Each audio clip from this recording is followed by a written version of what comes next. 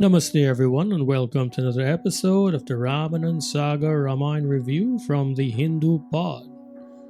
My name is Pradeep and I'm the dad. My name is Vishala and I am the daughter. Hello Vishala, how are we doing today? I'm good, how are you? I am doing excellent. I am very excited about this episode that we're going to be doing today. We get to see the actual marriage ceremony of Shri Raam and Sita Mata. Without any further ado, let's go ahead and get started. Why don't you give us the name of this episode? It was season 1, episode 10, and the title is called Raam and Sita's Marriage. Right. The IMDb description is Raam and Sita are married in a grand ceremony as the whole of Mithila celebrates. IMDb gives this a rating of 8.8 stars. What do you think about that rating? It's accurate, you think? Yeah. So last week, the IMDb rating was 8.7. So compared to last week, you think this one was pretty close? Yeah. Yeah? I guess. Okay. I thought it was a lot better, personally. There was a lot more involved in this one, and there was a lot more that you could get from it in terms of meaning. I thought it was pretty nice. The original air date of this episode was April the 5th, 1987. And Vishala, where can people find these Ramayana episodes to view? YouTube. Yep, that's where we found them. We are also going to be posting a link onto the show notes. And what are your overall thoughts about this particular episode? There was a lot more like... There wasn't as much dialogue as the other episodes. Like in the beginning of the episode, there's some dialogue, and then at the end, there's some dialogue, but in between, it's just like showing the actual ceremony. Like not much dialogue. Yeah, there was a lot of the actual ceremony in it, and compared to last week's episode, last week was a lot of talking. So yeah, compared to the two, this one didn't have as much, but still, I thought it was well balanced. That's my overall thought about it. So if you're ready, why don't you go ahead and start with a recap, and I'll jump in wherever I can. The episode starts with a messenger from Mithila giving Queen KK the news about the princess getting married, and after reading the letter, KK gets like super excited about how Bharat is getting married, as well as the other princes. And she runs out of the room, being sought by Manthara, who asks where is she going. Yeah, we got to see our second view of Manthara in this episode. So KK says, "Get out of my way, Manthara," which that made me laugh. Like not in a rude way, but like it still made me laugh. And Manthara says how she's not even like fully dressed and she can't go out the way she is, and like she's growing to be a very important queen, but she's still very immature. Yeah, KK told her that today I don't have time for dressing up. Just get out of my way. So KK tells Manthara about the princess getting married, and Manthara immediately gets excited to hear the news that Bharat is going to be getting married. Yes, so the only thing she's hearing is Bharat is getting married. She doesn't hear anything about the other three. And this kind of gives you a little idea of where Manthara's mindset is. Manthara only cares about KK and she only cares about Bharat. She doesn't care about anybody else, and everything she does, she's looking out for KK and Bharat. So KK runs off to tell Kaushalya about the news, and Manthara runs around telling everyone how Bharat is going to be getting married. KK tells Kaushalya the news, and soon Sumitra walks in asking if it's all true. And they all have a lot of questions, and they ask like who each prince is getting married to. KK responds saying Lakshman is getting married to Janak's younger daughter Urmila, and Bharat and Shatrughan is getting married to Madhavi and Shrutakirti. Yes. Shrutakirti. Mm-hmm. The queens like just stare at her in shock, and Kaushalya tells them to stop being so quiet and go and alert the kingdom about this amazing news. So Kaushalya, being the senior queen, takes charge and says, okay, this is what we have to do. And she starts handing out orders and telling everybody, okay, this is what you have to do. Right? And Kaushalya tells them to get the diyas prepared, and they have to make a formal announcement, start making sweets to be shared throughout the kingdom. And again, she talks about the giving of cows as a gift. Last week we saw that same giving of cows as gifts when the wedding preparations were being done. And I thought I'd talk a little bit about that and the importance of cow and the importance of cows in Sanatana Dharma. So the Garud Puran says that a man having the body of flesh, bones, and blood, who towards the end gives cows to the twice born, meaning the Brahmins, uttering Nandanandanam, never falls into the Vaitarani. So the Vaitarani is understood to be this river that the soul has to cross when going to the loka of Yama to be judged after death. Now, having given the gift of a cow before you die, you don't have to do this. It's almost guaranteed that you will be able to attain moksha by having given a cow. So this is the power of having given a cow in Sanatana Dharma. It's described in the Garud Puran and other various Hindu texts that the Vaitarani lies between the earth and the infernal Naraka, Naraka meaning hell, which is the realm of Yama. The Garud Puran also says, whoever has even once worshipped the Holy Mother cow will be saved after death from the sufferings of hell. Protecting cows brings the same material benefits as the worship of demigods and demigoddesses.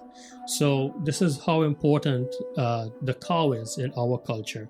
I know, the Western world gives us a lot of flack about our reverence for the cow, but this is why we hold a cow in such high esteem. Our scriptures tells us about the importance of the cow. So, the scene shows KK. She walks into Mantra preparing different things, and Mantra explains how they must invite all the Brahmins, they must distribute all this wealth and all these cows to the subjects. Mantra is actually taking on the role of Bharat's mother here, because Keiki isn't doing it, and she's saying, okay, these are all the things that you're supposed to do when your son is getting married. So she starts taking charge of doing all of this, but again, she only cares about Bharat. She doesn't care about any of the others. Keiki, of course, says that, well, Kaushalya is already taking care of all of this. So yeah, like you said, she said Kaushalya is preparing all of that.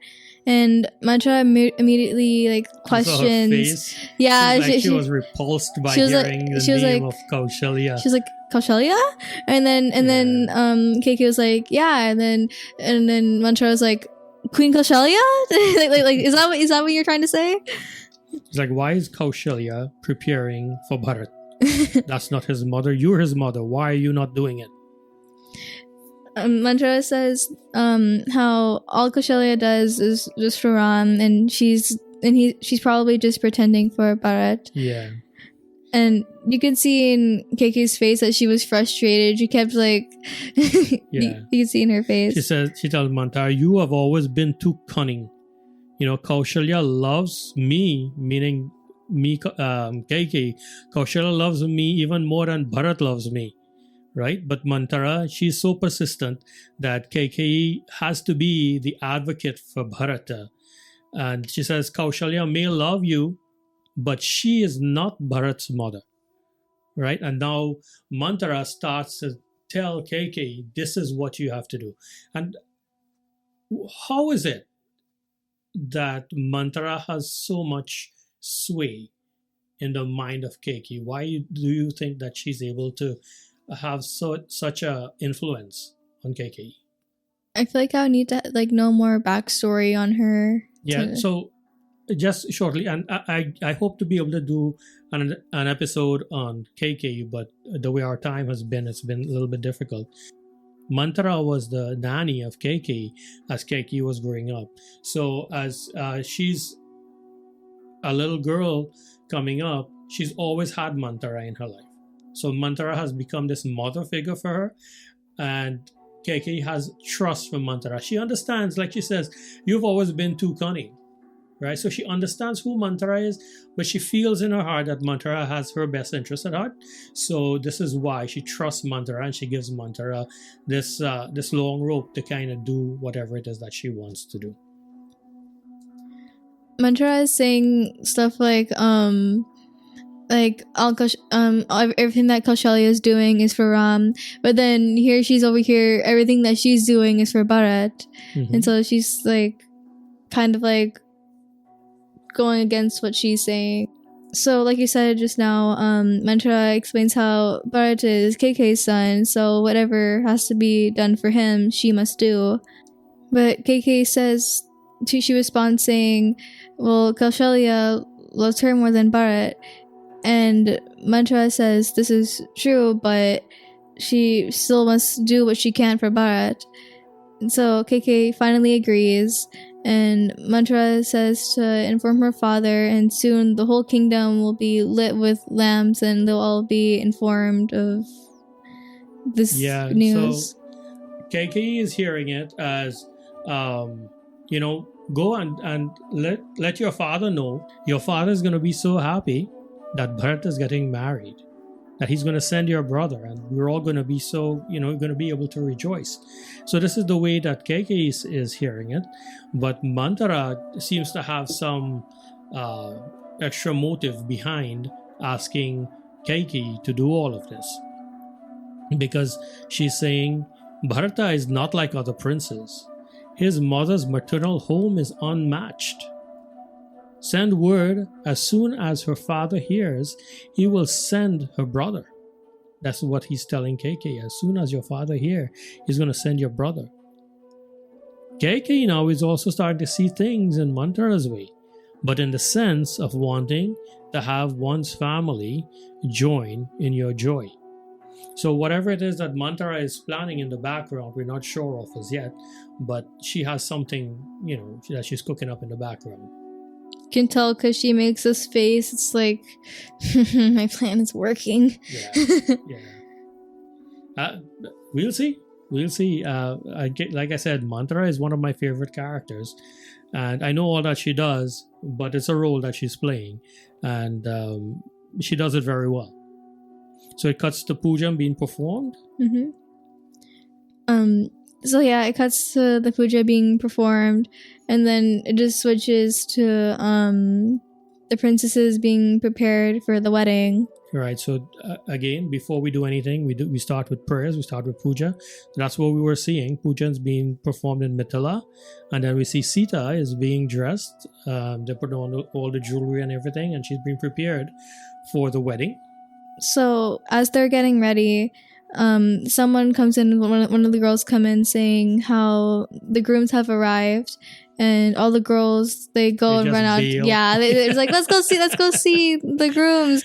Yeah, and the four brides are sitting there like, wait a minute, I thought what about you guys me? were here for us. So the scene cuts to the princes entering with the wedding party, and they're all dressed up in their fancy wedding clothes, and the women come out with trays and all sorts of puja stuff, and they start arching them and throwing flowers, and they make their way over to the altar where King Janak performs puja for Ram, and they make their way to their seats. Yeah, so this reminds me of actually my own wedding, and it's striking the similarities of both of them. So we see the shanks were being blown to welcome the Bharat as the Bharat comes, and the queen is ready to receive the wedding party. We see the four princes, we see the dad, we see the pandits, the gurus, the rest of the Bharat. Everybody is taking part in this procession, going to the palace. And then before they even enter, now the queen goes to them And you see, she's staring at Ram as though she's lost. She's taken up in this trance of Shri Ram, and I don't know who the other lady was that was aside of her, had to kind of shake her out of it. We even we get a rare smile from Lakshmana. Oh yeah. And he sees what's happening. So she performs arti, she throws the rice and she throws the flowers and everything. And this actually, when I had come to your mom's house, this is the way that they did it. They did the arti, they did the rice, they did the flowers and everything. And rice, we find rice even in Western culture is used for the wedding. And the rice signifies prosperity, it signifies fertility and auspiciousness. Flowers are also used, and it's used for its beauty, its fragrance, but it also signifies health and wealth and prosperity. In Bhagavad Gita, Shri Krishna speaks of he will accept even a single flower in worship with love and devotion. So flowers itself has a high place in our culture. So they welcome the 4 princes, and they are led to the altar, and led by them is the gurus. So we see the gurus first, and then the princes. Raja Janak receives them first, the gurus, then Raja Dashrath, and then the princes, starting with Rama. Once again, he offers rice to Shri Ram's feet, and he's saying it's an act of humility. And if you read the translation of the song, it's saying that we are poor and we offer this to you, this trivial gift, as a show of humility. And then once this is done, everyone is seated. After they take their seats, Vishishta asks Shritanand to send Sita to the altar. And she makes her way to the altar with all the other princesses and her friends and everyone. And it shows Lord Shiva, and I think this was Brahma coming down to the wedding in a human form. Yeah, I believe it's Brahma too. They didn't actually say who it was, but the reason I'm thinking that it is Brahma is because after Lord Shiva and him come on earth, we also find Parvati Mata and Saraswati Mata take avatar as well. And of course, Parvati Mata is the consort of Lord Shiva, and Saraswati Mata is the consort of Lord Brahma. So that's why I'm thinking that is Lord Brahma that we saw. I love the respect that they showed to Lord Rama when they came. You see, they looked at him and they bowed, and then Shri Ram looks at them and he bows to them in return as well. So King Janak washes Ram's feet, and they're singing in the background, they're throwing flowers, and they're having a whole party. So what was that thing that they were holding in their hands and they were pouring the water? Theirs looked like dirt with grass on top of it, it looked like. So when we're doing ours as well in the Caribbean, we do something similar, and it's actually flour, like flour that you cook, knead it into a dough, and you put this grass on top of it. And then the bride, so the groom would hold it in his hand, and the bride's brother would come with a lot of water, and he would start pouring from the top. And it has to be in a constant flow coming all the way down. And as he's pouring this water, the Pandit continues to say these mantras that will be blessing the couple during the puja. Now, I don't know for sure what the significance of it is. I just know that it's something that is done, and we see it there. And again, this has been passed down through the generations, all these apparently hundreds of thousands of years, and we're still doing it today in our culture. Okay, because what I saw was Sita. I think Sita was holding it, and then they put like Ram's hand underneath her hand, and then I don't remember who came and started pouring the water, and then Janak was saying the mantras and stuff. Yeah, I didn't pay close enough attention, I think, but it's close. I mean, it's similar to what we do today. So, like I said, King Janak says those Sanskrit chants that have I don't know what the translation to is. And they tie the knot with their clothes. They literally tie the knot. They tie a knot with their clothes, and they put garlands around each other's necks. Right. So before they put the garland, so you see Janaka is washing Rama's feet. And then the wedding ceremony itself actually begins after that. They literally treat the son-in-law as though he was a devata, right? They treat him with very high respect. And this is a part of them showing that, we're giving you all of this respect, and in return, all we ask is you do the same for our child. Yeah, so they have the ceremony. They literally tie the knot. They place the garlands on each other's neck. And you see them walking around the fire. Yeah. Right? And walking around the fire signifies that in the eyes of all of these witnesses, everybody that you've invited to the puja, to the wedding ceremony, and in the eyes of this fire, this holy Agni that we have ignited here, we are sealing this bond. And walking around the fire is what that represents. We get to see Shri Ram as he places the sindoor on Sita Mata's head. That is still something that we do today, and this is something when we had our wedding, I messed up on. The Pandit says you take the sindoor and 7 times from the forehead to the middle of the hair, the middle of the hairline, you're supposed to put it. So I started counting 1 dot, 2 dot, 3 dots, 4 dots. So your mom had like 7 dots coming straight up her forehead and starting from the middle. It looks so silly, but thankfully they had her aunt come and fix it, so it didn't look as bad. But it's something, again, for all these hundreds of thousands of years, it's been done, and it's still being done today. And once that's done, we see they are married. Afterwards, the other 3 princes and princesses come, and we see they get to do the same ceremony. King Janak tells Dashrath how happy he is to be related to him, and that he is his servant, and please forgive him for all his mistakes. And Dashrath responds saying, so what we're seeing here, and there's a lot of conversation that's happening here, but it is all very meaningful conversation, and I want to make sure that we get it right. So Janaka goes to Dashrath, and he tells him that being related by marriage is such a great experience for him, and that from this day forward, he says, Dashrath, I want you to consider me to be your servant, and these princesses that are here, they are also going to be your servants. And please forgive their mistakes. And what we're hearing here is a father that's begging forgiveness for his children as they are ready to leave to go to the in-laws' house.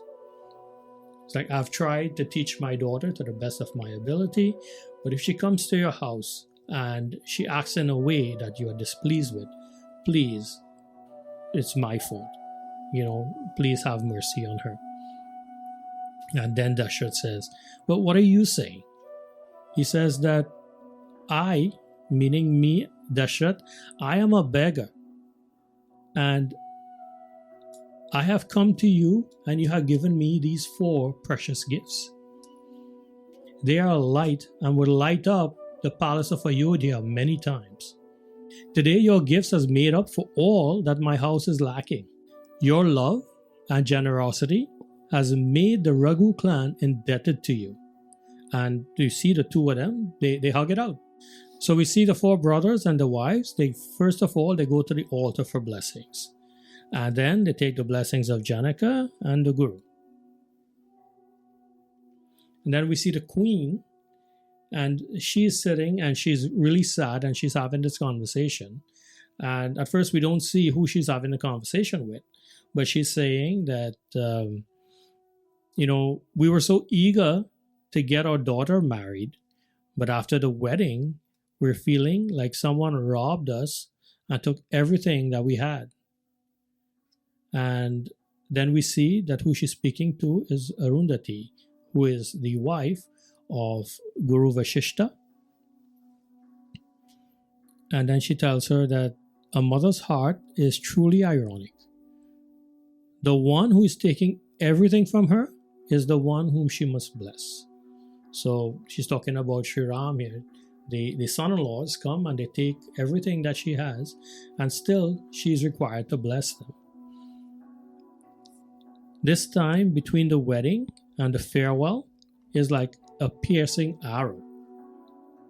As the moment of departure draws near, it is piercing the very core of me. It feels as if I will die before the palanquin leaves. So these are the emotions that a mother has, that a parent has, upon the departure of their daughter when the daughter is ready to leave the house. Arundhati says, "No, that will not happen. Your heart will be grief-stricken for sure, but you will still send your daughter away. You will do it. And that is the way of the world." The queen says, "But what a way the world has. Parents look after a girl for so many years and raise her to be so big. And then one day they have to send her to another family. My heart is so apprehensive. How will this other family treat my daughter? Who will look after her? If she is sad, who will look after her feelings?"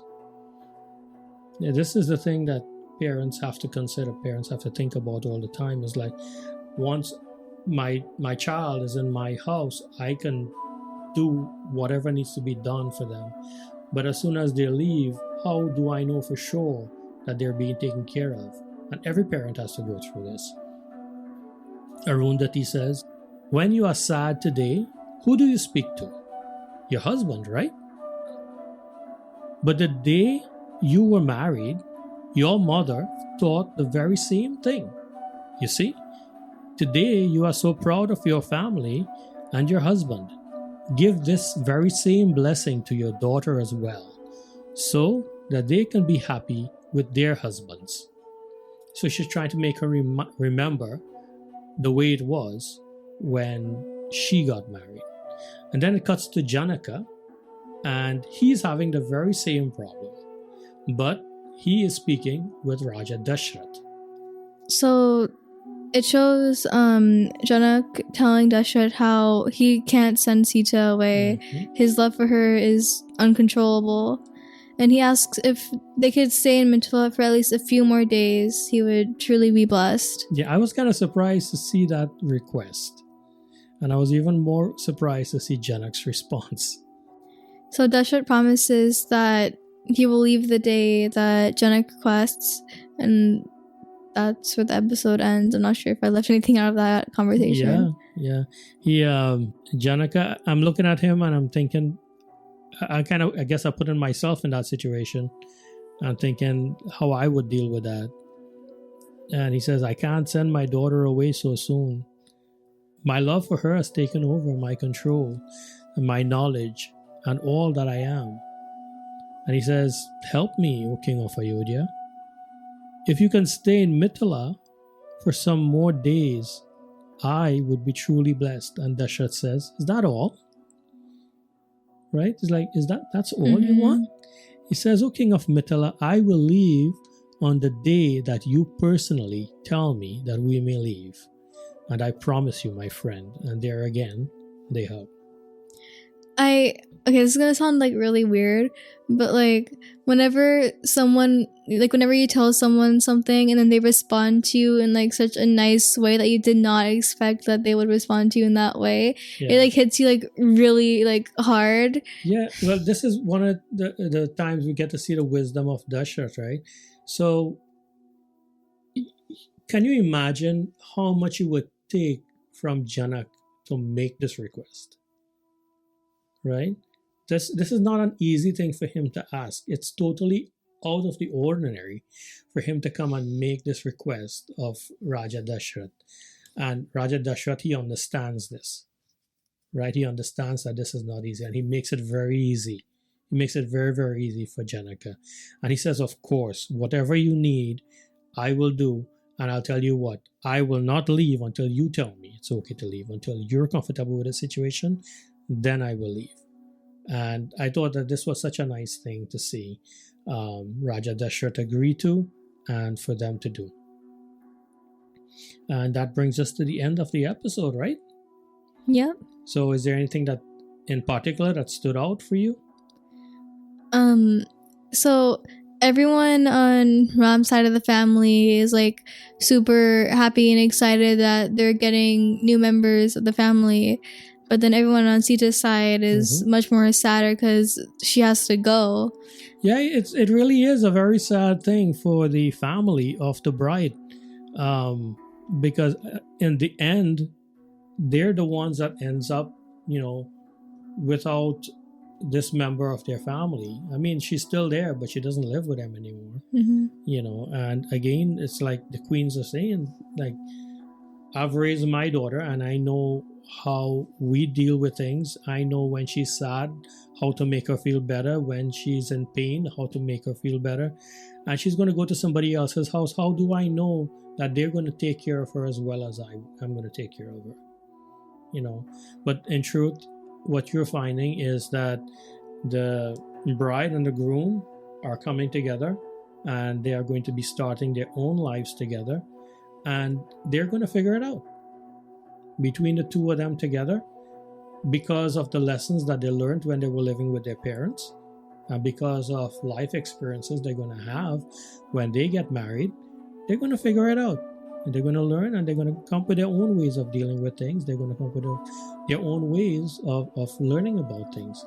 And as parents, we're just going to have to trust that we've trained our children, we've taught our children well enough that when they're on their own, they can handle it. What stood out for me was the emotions that were expressed by the parents throughout all of this. As a parent myself, I found myself frequently putting myself in those parents' shoes, and I guess kind of imagining if that were me, how I would deal with it.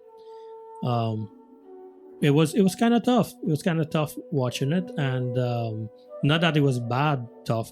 I thought it was very good, but it was tough in terms of thinking about myself having to go through that. And it was nice seeing the way that they dealt with it. What in particular, is there anything that you liked about the episode? Okay, this one's a little silly, but throughout the entire thing, Ram is just sitting there quietly, like waiting for. I don't think he said one word. He didn't. He didn't. That's something that I noticed. But he sat there quietly the entire time, just like staring off into the distance, just like waiting for new orders for someone to tell him what to do. And that's something that I like about him. He like always waits. He doesn't like do whatever he wants. He waits for permission to do things. And that's very true. One of the things it also struck me during this is like when we do puja and when we like when I got married and all that, I didn't know what I was supposed to be doing. You really depend on other people to tell you what to do. And then seeing this entire ceremony and everybody just kind of waiting to be told what to do kind of thing, I was like, well, okay, I'm not as stupid as I thought I was. This is apparently a thing. Yeah, for me, I liked seeing Lord Shiva and Lord Brahma sitting there and they're watching and they're like, no, we can't take this anymore, and they just leave and they take avatar on earth and they go and they have to witness this themselves. It's always such a nice feeling to see Lord Shiva wanting to be with Lord Vishnu and finding a way to make that happen. I really love that. Was there anything in particular that you disliked about it? To be honest, there wasn't anything that I could really find that I disliked about it. Yeah, I'm with you there. I liked it. I thought it was a very good episode. I have absolutely no problem at all with this episode. And with that, we come to the end. This has been a presentation of the Hindu Pod. Please remember to like, share, follow, and rate this episode, since it helps to bump us up in the feeds, and that is what helps others to find the podcast. Please send comments to the hindupod@gmail.com. That's the hindupod@gmail.com. You can text us at 281-804-9616, or you can just search Facebook for the Hindu Pod to become a part of the pod. If you live in the Houston area, you can find us on most Sundays at the Sanatan Dharam Mandir for Sunday morning satsangs. It is located at 12918 Player Street in Houston, Texas 77045, and is open on Sunday mornings at 10 a.m. We are sponsored by HinduHandcrafts.com. Please visit HinduHandcrafts.com for Hindu religious-based items such as framed pictures, wall plaques, tapestries, t-shirts, clocks, and so on. They are perfect for puja use, home decor, or gifts. Until next time, Jai Shri Ram.